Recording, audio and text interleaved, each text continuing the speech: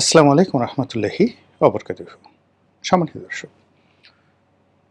প্রধানমন্ত্রী তারেক রহমান প্রথম তার সরকারি সফরে মালয়েশিয়াতে যাচ্ছেন, এটা মোটামুটি নিশ্চিত। মালয়েশিয়াতে কেন যাবেন, কী কারণে যাবেন, সেখানে আমাদের কী প্রোটোকল রয়েছে, উই ডোন্ট নো। আমরা এই জিনিসগুলো জানি না। সরকারের পক্ষ থেকে যেগুলো বলা হবে সেটা হলো পারস্পরিক সম্পর্ক উন্নয়ন, ব্যবসা-বাণিজ্যের সম্প্রসারণ। তো এই বিষয়গুলো মূলত কথার কথা।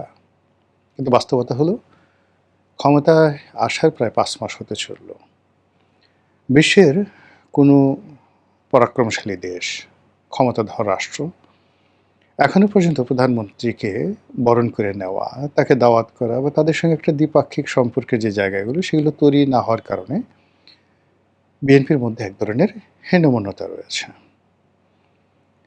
২ নম্বর হলো যে প্রধানমন্ত্রী পদে বসার পরে জনাব তারেক রহমান সাহেব যখন দেশের বাইরে প্রথম যাবেন, সেক্ষেত্রে রাষ্ট্রীয় প্রোটোকল গ্রহণ করা, বিদেশি যারা সরকার প্রধান রয়েছেন, রাষ্ট্রপ্রধান রয়েছেন, তাদের সঙ্গে কথা বলা, ইংরেজিতে কথা বলা, কিংবা ধরুন ইংরেজিতে কথা না বলে যেমন আপনার রাশিয়াতে যদি আপনি যান কিংবা চীনে যদি আপনি যান, তাহলে সেক্ষেত্রে সেখানে যে কথাবার্তা হয় বা জাপানে, সেটা হলো অনুবাদকের মাধ্যমে।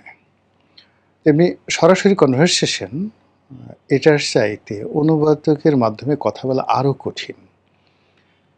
সেখানে বডি ল্যাঙ্গুয়েজ, ড্রেস কোড, তাকানো, প্রায় সব কিছুই যারা প্রতিপক্ষ তারা মার্ক করে থাকে।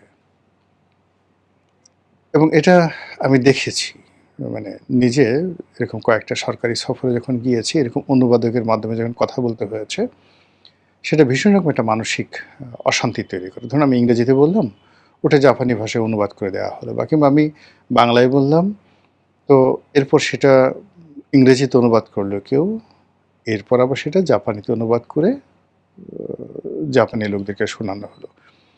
এ ধরনের যে বৈঠক খুবই যাকে বলা হয় সংবেদনশীল হয়। তো সেক্ষেত্রে প্রধানমন্ত্রী চীন সফরে যাচ্ছেন, সেখানে সঙ্গতি কারণেই তাকে অনুবাদকের মাধ্যমে চীনের প্রেসিডেন্ট বা প্রধানমন্ত্রী তাদের সঙ্গে কথা বলতে হবে। সে প্রসঙ্গে পরে আসছি। তো প্রধানমন্ত্রী ভারত অথবা চীন, এই দুটো যে রাষ্ট্র, তার মধ্যে ভারতের পরিবর্তে চীনে যাচ্ছেন এটা প্রায় নিশ্চিত। আর তার আগে মালয়েশিয়াতে তিনি যাচ্ছেন, এটি একটা স্টার্ট আপ। স্টার্ট আপ হলো যে বিদেশে একটা সফরে যাওয়ার যে প্রস্তুতি দরকার, একটি বিদেশের রাষ্ট্র কীভাবে তাকে প্রোটোকল দেয় সেই জিনিসগুলো হজম করা দরকার। আর তার সঙ্গে সঙ্গে মালয়েশিয়া তার পুরনো যাকে বলা হয় পরিচিত, মানে যাকে বলা হয় শহর, দেশ। তার ছোট ভাই আরাফাত রহমান কোকো দীর্ঘদিন সেখানে ছিলেন, তিনিও বহুবার সেখানে গিয়েছেন। কাজেই সেই মালয়েশিয়াতে গিয়ে তাদের রাষ্ট্রীয় প্রোটোকল গ্রহণ করা বা তাদের সাথে কথাবার্তা বলা, বার্গেনিং করা, এটা তার জন্য কোনো সমস্যা হবে না। এবং এখান থেকে তার যে সাহস সঞ্চয় হবে, সাবলীলতা আসবে, সেটা নিয়ে চীনের রাজধানী বেইজিংয়ে তিনি যদি যান বা চীনের গ্রেট হলে যদি তাদের কোনো বৈঠক হয়, তাহলে ওটা তার জন্য অনেকটা স্বস্তিদায়ক হবে। তো সেই ক্ষেত্রে চীন যাওয়ার আগে মালয়েশিয়াতে যে যাওয়াটা, এটা সরকারের পক্ষ থেকে যাই বলা হোক না কেন, আমার কাছে মনে হচ্ছে এটা একটা স্টার্ট আপ। আর এর বাইরে অনেক নেতিবাচক কথাবার্তা বলা হতে পারে, থাকতে পারে। সেটা যারা নেতিবাচক চিন্তা করবেন, কথা বলবেন, এটা তাদের ব্যক্তিগত বিষয়। আমি যেটা জাতীয় স্বার্থে সংশ্লিষ্ট বা জাতীয় স্বার্থের সাথে জড়িত যে বিষয়গুলো, সেই বিষয়গুলো নিয়ে আলোচনা করার চেষ্টা করছি। প্রথমত হলো যে এই মুহূর্তে চীন সফর যাওয়া মানে সরকারের যে রাজনীতি, দেশের যে জাতীয় স্বার্থ এবং বাংলাদেশ বনাম চীনের যে কূটনীতি, আঞ্চলিক রাজনীতি, সব মিলিয়ে আমাদেরকে, সরকারকে এবং জনাব তারেক রহমান সাহেবকে মারাত্মক কতগুলো ঝুঁকি নিতে হবে। প্রথম ঝুঁকিটা হলো, ধরুন চীনে গেল। এখানে চীনে যাওয়া মানে চীনের সঙ্গে একটি কৌশলগত সম্পর্ক স্থাপন করা, চীন, পাকিস্তান, রাশিয়া, এই বলয়ে ঢুকে পড়া, এগুলো একটা।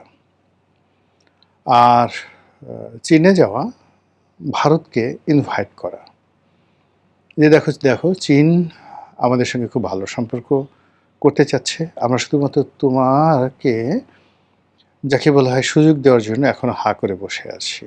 কিন্তু তুমি যদি আমাদেরকে শেখ হাসিনাকে চাপিয়ে দিতে চাও, আওয়ামী লীগকে চাপিয়ে দিতে চাও, তাহলে আমরা কিন্তু চীনে চলে যাব। এই যে ভারতকে একটা প্রলোভনে ফেলা বা একটা চাপে ফেলা, এই অবস্থা সরকারের নেই।